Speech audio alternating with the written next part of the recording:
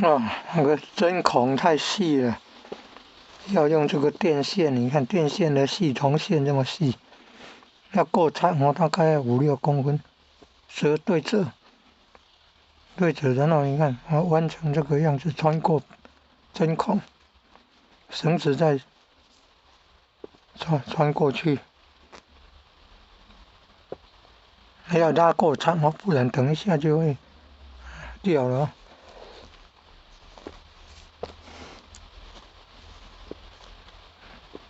然后再把它拉过去，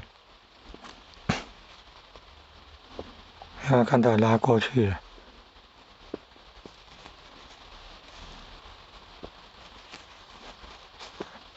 要用这种方法，这得来不易啊！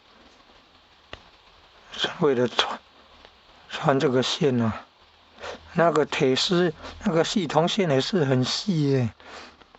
眼睛老花眼还是没有办法看到那么细的，要找到那一根那么细的铜线呢，也真不容易啊。